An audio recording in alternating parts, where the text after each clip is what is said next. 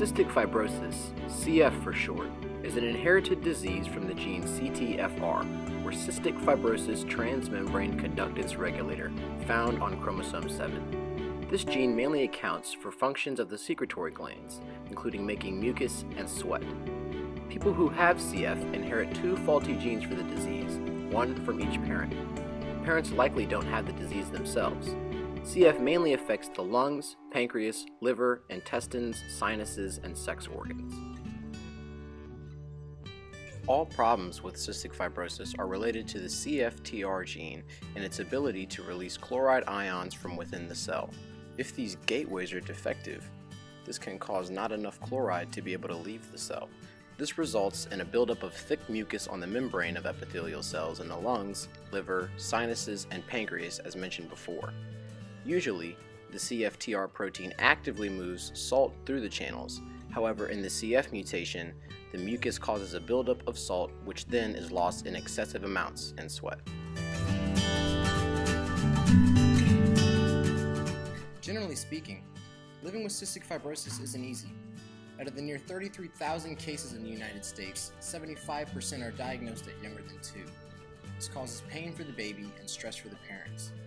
Due to the great variation of the disorder, many patients suffer from many different symptoms. The most common symptoms are salty tasting skin secretions, an inability to gain weight, slow growth, and some bowel symptoms like diarrhea, severe constipation, stomach aches, bloating, gas, nausea, appetite loss, and foul-smelling stools.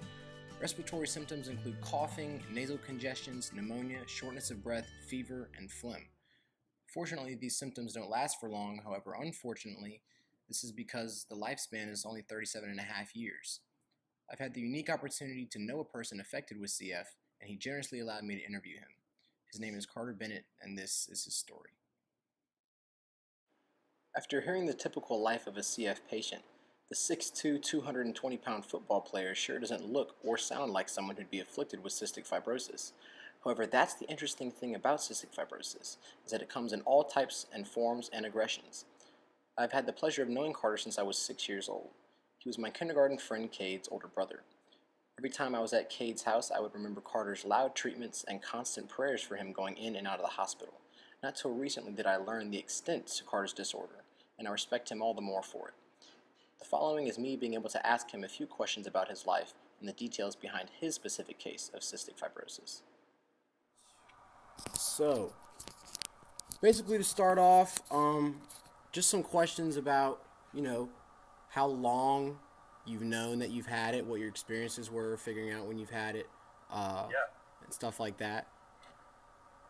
Yeah, so as you know, it's genetic, so I've had it my whole life, but I did not know I had it until I was diagnosed at age 9, which is not the norm. I was diagnosed back in August 2006, I believe. Yeah.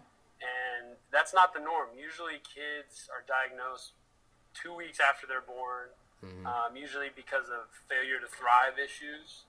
And for me, my pancreas was an issue, but it was more lung related, and so that made it harder for them to target.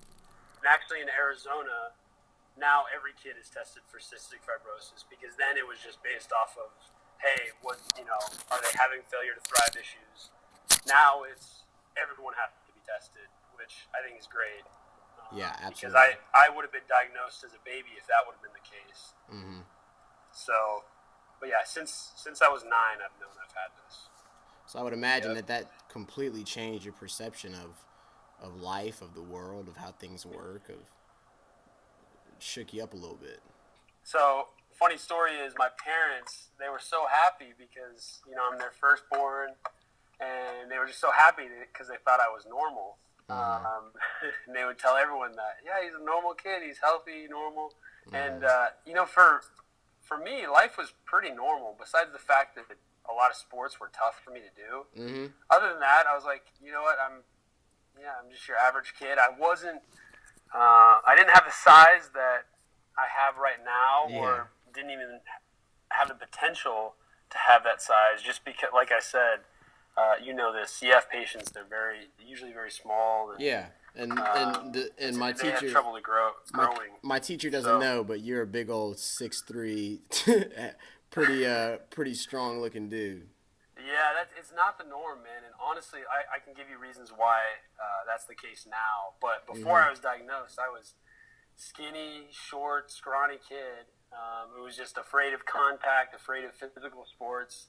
All I could do really was karate, and that's why I was doing that for like 10 years. That was the sport I took up.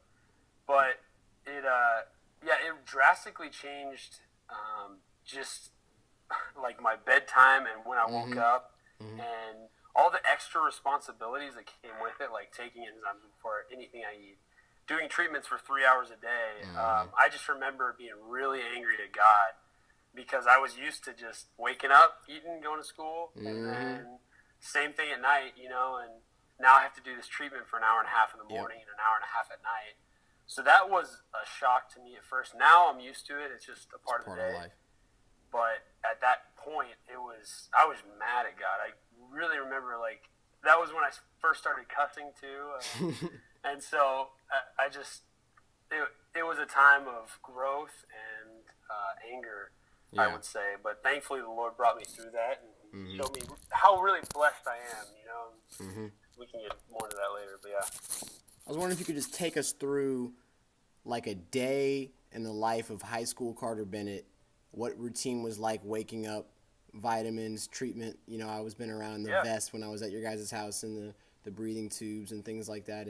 And how much did that affect you? Like, I know you said waking up early and it was just frustrating, but how much did it help? How much did, you know, it frustrate you, stuff like that? Yeah. So in high school, I'll start freshman year. Freshman year, I got this medication called Kalydeco. And every year since I'd been diagnosed, because I didn't have those treatments in me, because I hadn't been taking those medications, I was actually not in a good state. So I was in the hospital every 6 months to a year, it seemed like. And my freshman year, that ended because I got this medication called Kalydeco. Now, that didn't change my treatment situation or my medication situation, but it just changed the fact that I could maintain more salt and fight off bacteria like pneumonia, which would put me in the hospital. And so starting with that helped me be able to play football. But a normal day in the life of Carter in high school looked like me waking up around 5:15, starting my treatment at that point, and it would go for about an hour and a half till around 6:45 if I was on time. Usually it ended about 7, and I'd be pushing it. And then I would say I probably took 15 pills in the morning and 15 at night, and then plus 6 enzymes before anything I ate. So with how much I eat, I was probably roughly taking 50 pills a day. 50 pills a day. And so because of that, I was always on probiotics. I was always, my mom would always pack me these like yogurt probiotics that my doctors had suggested I take, just because I'm taking so many antibiotics. Yeah, and this was for your pancreas along with your lungs? Yeah, so lungs was specifically the treatments and the nebulizers that came with that. And then for my pancreas, it was the enzymes, and I also had this Source CF like soft gel thing that kind of attacked all areas of it, and then just other random pills that either targeted certain bacteria that could be associated with cystic fibrosis, or like nasal stuff that was caused by cystic fibrosis. So really but yeah, treatments were for the lungs, enzymes were for the pancreas.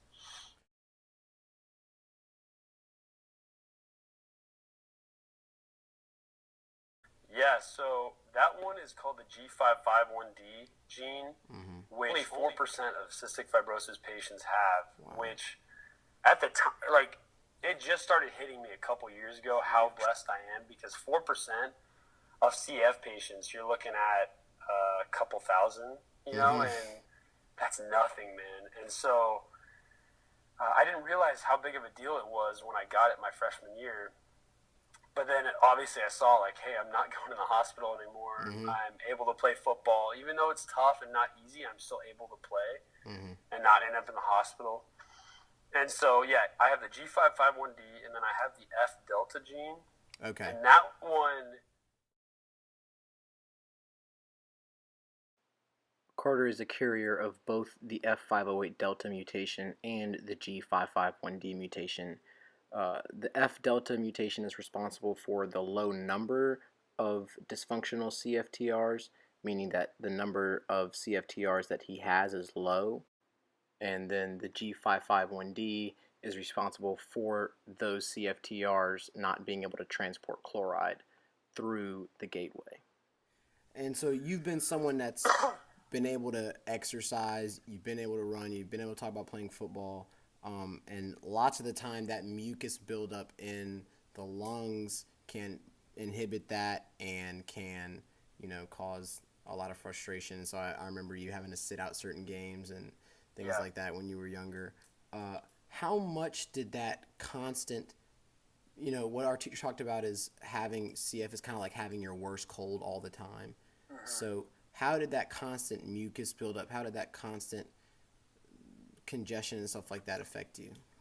Yeah, so I've actually got some embarrassing stories that go along with it. Like, just little things, in class, I'd be coughing up, and every time I cough up, big loogies, just expect it. And, so sometimes, usually I'm pretty good about coughing in my arm right here, like this, doing one of those jobs, but, sometimes you miss. And I've had some dirty looks from some girls. Nothing's gotten on anyone, thankfully, but, God.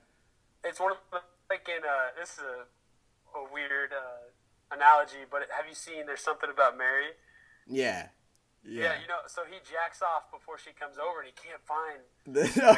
Can't find. That's what it feels like with my loogies, man. Like, I don't know where it's gone, and I'm frightened. Like, there's been 4 or 5 times in high school and like once or twice in college where I've been like, where the heck is it, man? This is awful. That is so hilarious. funny stuff like that. But yeah, it is. People know me by my cough. Like, whenever I'm walking, if they hear me cough, they'll turn around and they're like, I knew it was you, Carter. So it is kind of like having a cold.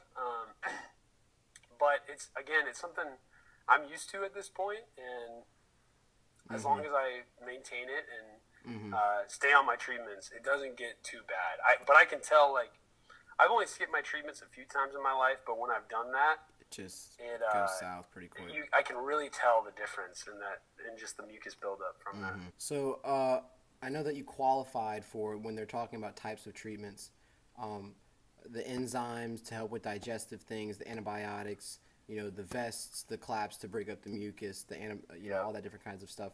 Was there ever a recommendation for a specific diet, and if so, did that help at all to increase some salt intake from things that you're losing or anything like that? Yeah, so the funny thing about CF patients is they want you to actually eat as much fat as you want because a lot of kids have failure to thrive issues. They want you to eat a lot.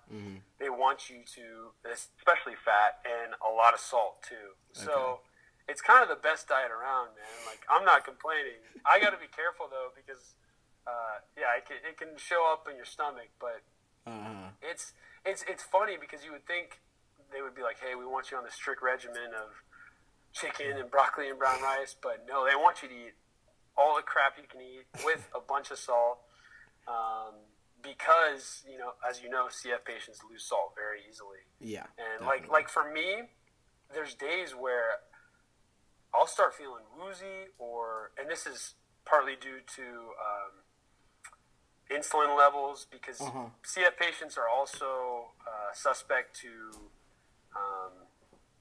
cultivating diabetes later in their life. And so I got to watch, like, if I'm eating enough sugar, if I'm eating enough salt. I can clearly tell when I haven't. I don't feel like myself. I feel lightheaded because I lose it so easily. And so just making sure I eat salt with everything, breakfast, lunch, dinner. You'll always see me with some chips or pretzels, something like that. And so but at the end of the day, I'm not complaining, man. It's a unique diet, to say the least. CF is a human autosomal recessive disorder, and that can come from genes of your parents, and sometimes the start of it, I know you know all about it, but just for interview purposes, or have your parents ever done any kind of gene testing or analysis to figure out where this came from, how it started, stuff like that? Yeah. So after this, I'll get to my parents in a second, but after this, my parents looked at my brother and sister, and obviously they don't have it, but my sister has one of those recessive genes. Mm-hmm. And so whoever she marries, he's going to have to get tested to see if he has that. And then, from that, they have a 1 in 4 chance of having a kid with CF. My parents, my mom knows nothing about her side, specifically her mom's side or her dad's side, because her parents were great and she comes from a great family, but her grandparents and beyond, it was just a really broken family. So like my grandma grew up in the Italian mafia. But she never knew her parents, and my mom has tried.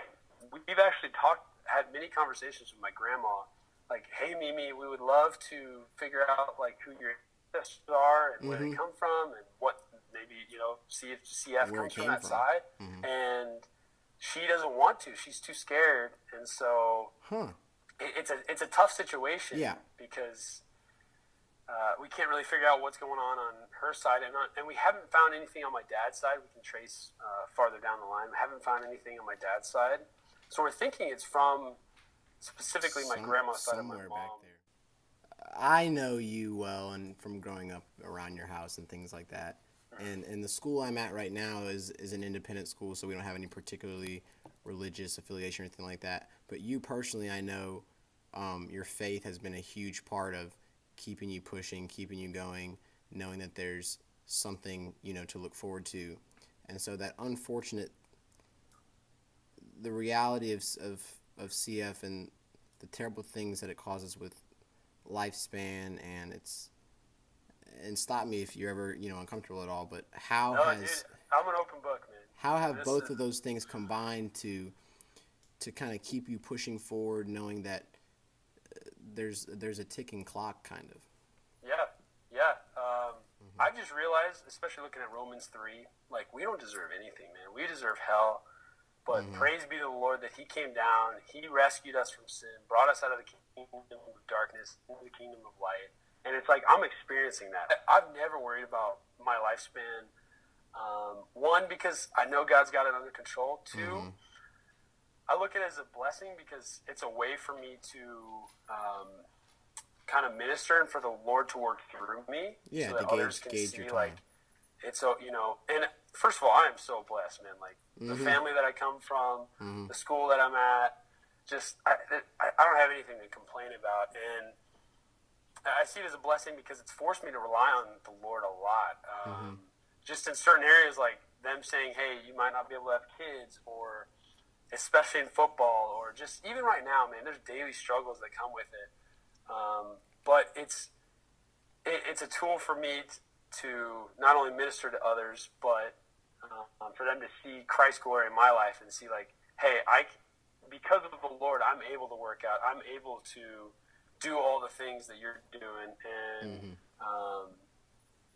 so I look at it as more of a blessing. And then also on the other side, there's a lot of hope for cystic fibrosis patients, just with all the advancements they've made. 20 years ago, kids wouldn't make it past high school usually. And now I believe the lifespan's around 40 years old. And so, and you can't worry about it, because we could go any day, man. Absolutely. Disease or not. And so, yeah, man. And it especially these past 3 years, because I'll be honest, I was angry with God. There were times where I was just pissed because the lifespan, all the extra stuff that goes into it, the kid situation. But as I've grown to realize, like, hey, I don't deserve anything, but Jesus still loves me. Jesus died for me. I don't have anything to complain about, man. And, that's awesome. Jesus has just given me this peace. It's not my peace. It's not my strength. It's this peace that surpasses all understanding that I can't honestly explain, but I know it's him. It's his Holy Spirit working in me. Absolutely. So there used to be CF camps and stuff for kids, 20 Yeah. years ago, and they would come and meet each other, and then they realized when these kids left that their conditions were deteriorating like exponentially because of that exchange of the bacteria that was affecting their lungs and their respiratory system. So I was wondering, had you ever met someone else that has CF varying to whatever degree it is, and then what did you notice being around them, if possible, and stuff like that? Yeah. So because of that, I think they did that in the 90s and early 2000s. Because of that, I've actually never been within 5 feet of a cystic fibrosis patient. The closest that I know of, maybe I'm in Disneyland and maybe there's a CF patient walking right by me. Who knows? You'll never know. But the closest I've been to someone that I knew had CF was like 30 feet away, and I waved to her. She's a family friend. My mom has talked to her many times. I believe she's like 25. Her name's Rebecca Duckworth. So that's the closest I've ever been to another CF patient. So it's kind of a interesting disease because it's isolated, and like whenever I was in the hospital, they would have to put you in a room by yourself. The medications that you're taking, I know Grant's told me you can take like 17 pills at a time or something like that. Yeah. But the medications that you're taking, the symptoms, one, I know that there's a whole range. I've got a list here of, I know you talk about the loss of salt, the mucus, malnutrition, poor growth, foul-smelling stool, frequent respiratory infections, difficulty breathing, damage to the lungs. The medications that you're taking, I know it's limiting some of the heavier things that you don't need to be hospitalized for, but I was wondering if those symptoms still persist just in some smaller kind of, not as significant, they don't hit as hard. Yeah. I know Grant can tell you firsthand the stool situation is still a problem. We have a set of rules that I have to do every time I take a dump, so the room isn't destroyed. So we got poopery. We got, there you go. I shut the door. Sometimes we'll light a match if it's bad. So that still persists. But things like respiratory infections, I've had 2 or 3 this past year. One where I thought I was going to end up in the hospital. Thankfully, they put me on some steroids and that got better. But so that's why I have to be so careful. If I get sick, man, it's not just a cold. Like, it can turn into a month-long battle. And so thankfully I haven't been put in the hospital, but there was this year more than others, actually. There was 2 scares where I was like, man, I might end up in the hospital with this. Thankfully I didn't. But yeah, things like, so like for me, if I'm at rest and then if someone scares me or if I start running, if I'm totally at rest and then just get up and start running, I'll start coughing up straight blood. Wow. And so that's a normal occurrence. It's not like it's a weird thing.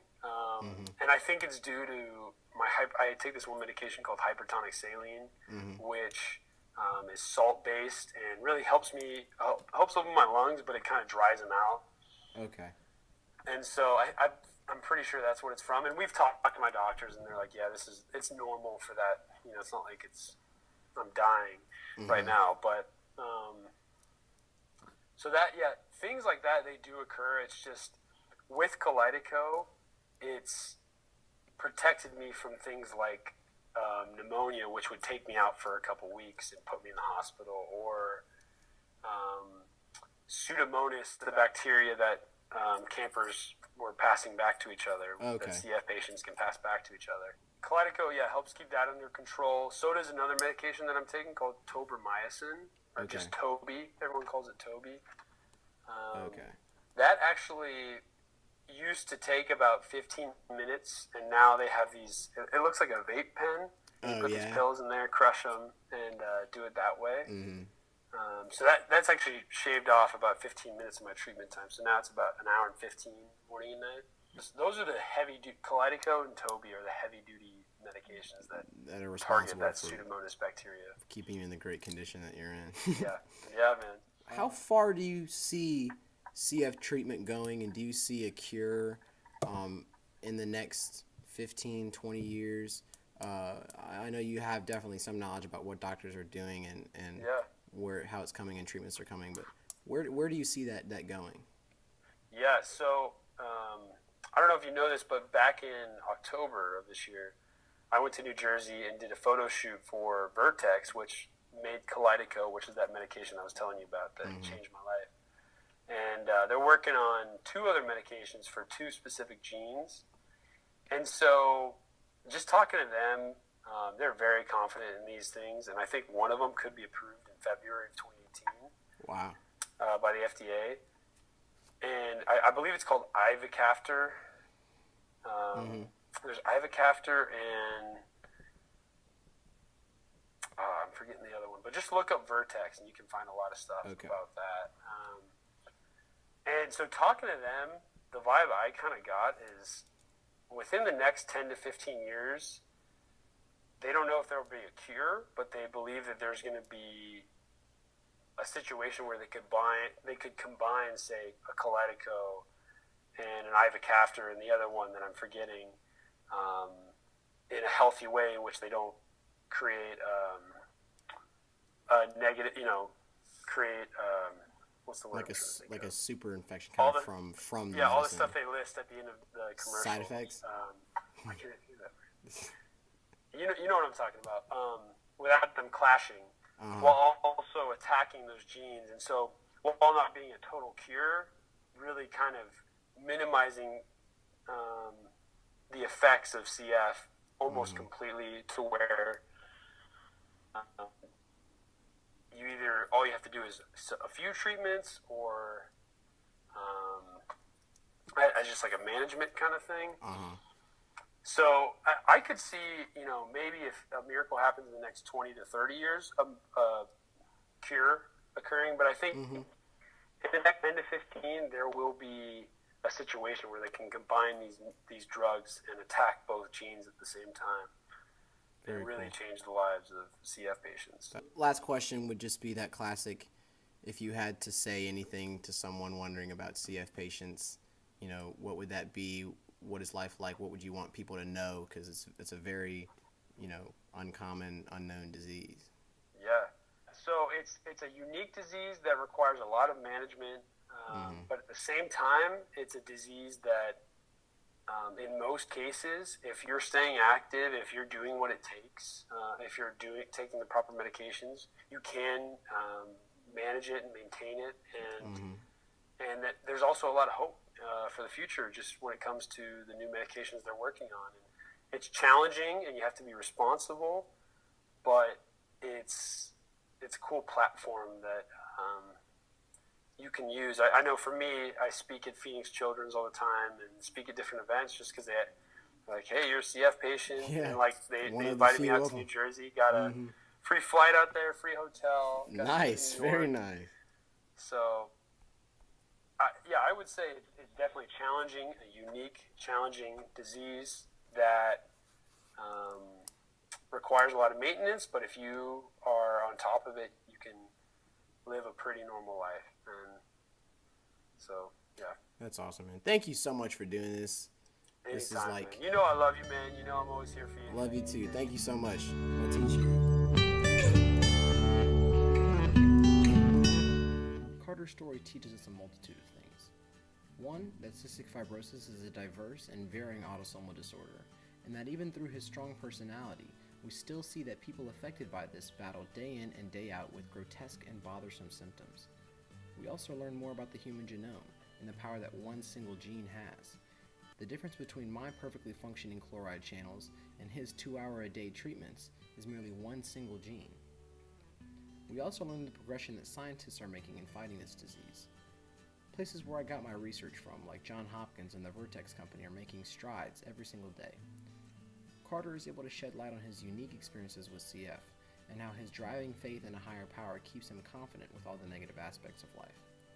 Religion or not, Carter is a fighter, one of my closest friends and best role models. Hopefully he's one of yours now too.